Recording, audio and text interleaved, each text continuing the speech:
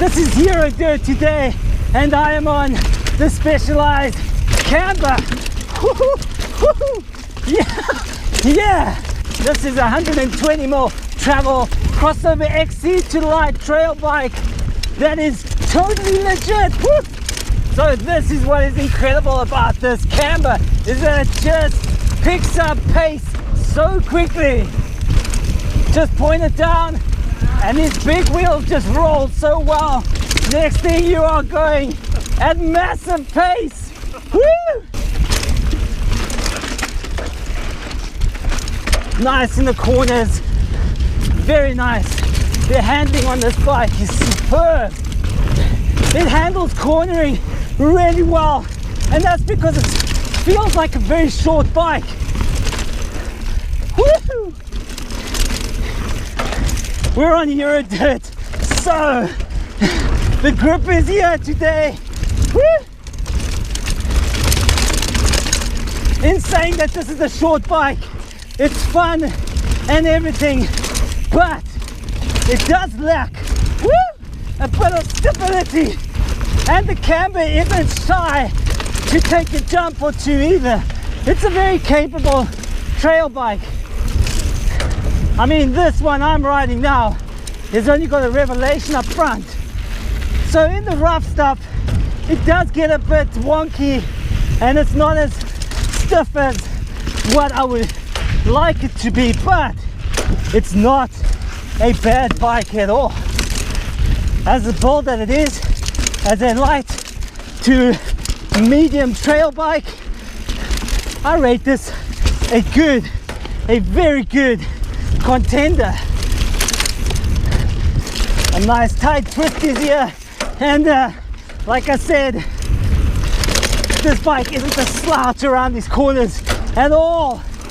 It's got very good handling, and that's what stands out the most about this bike, is the cornering and the handling.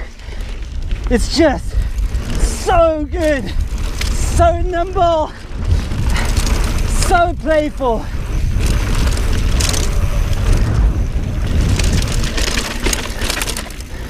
Woo!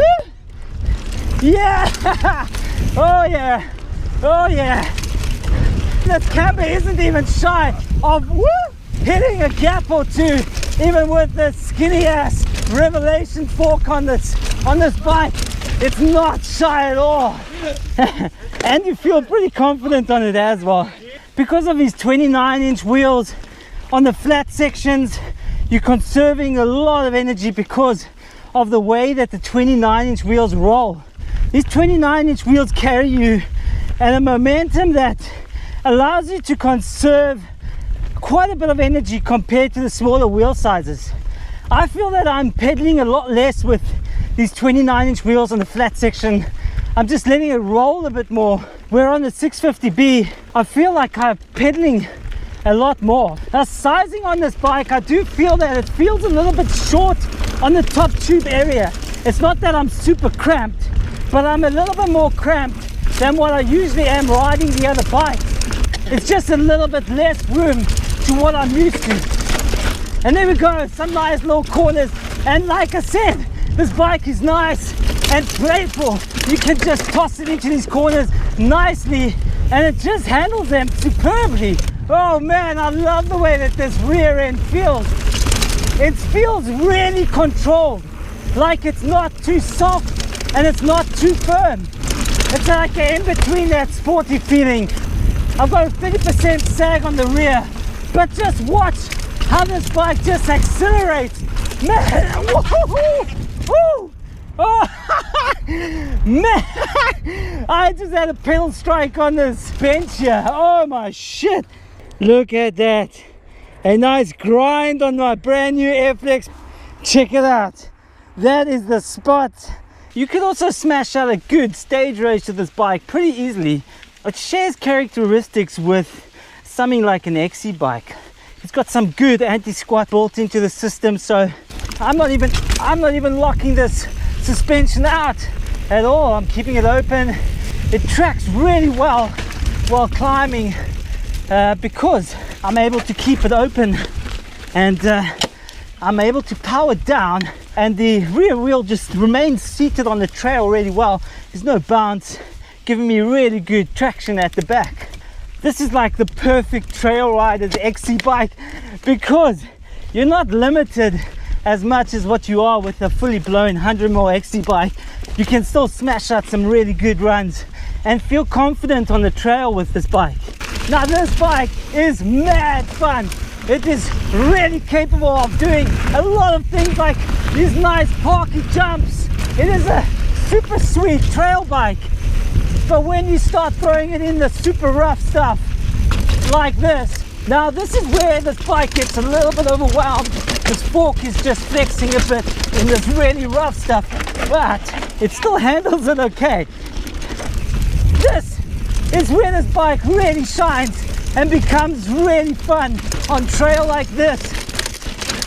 Throw a bit of rocks in, throw some nice techie sections, and this bike opens up and becomes loads of fun. There we go, that's it. This is the Camber Comp Carbon. This bike features a carbon front triangle and an alloy rear triangle. Rockshox Revelation 120mm travel fork up front, and it's rocking a Fox float. This is also running a Shimano 2x system. That's 11 speed at the back. I don't mind these brakes. These are really good for the price range, and I'm pretty used to them. They feel a lot like the previous generation XD brakes. It has Shimano SLX shifters, the command post right there. It has XD rear derailleur. It has nice wide rims as well, some specialized in-house bars. This is the specialized SWAT kit right over here. So you are able to take this out, and you have a compartment here inside the frame where you can store a jacket, a tube, tools, bars, gels, whatever.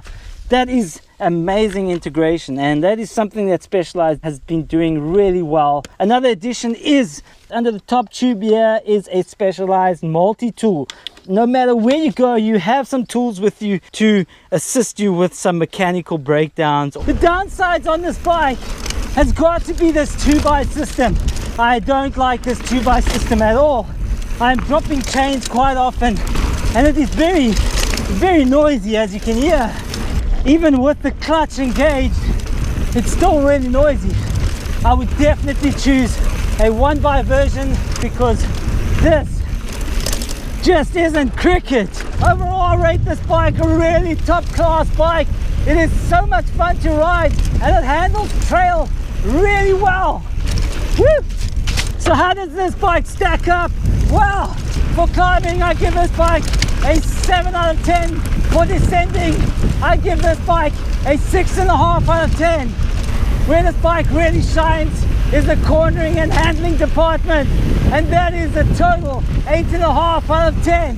Fun factor is 7.5 out of 10. So thanks for joining me. I had fun. Check the description for more details on this bike. Hit the subscribe button if you like my channel. Thumbs up if you like this video. Woo! If you have any questions, leave it in the comment section. The video is every Monday and Wednesday. Woo-hoo-hoo, yeah! Thanks for joining me. I will catch you on the next episode.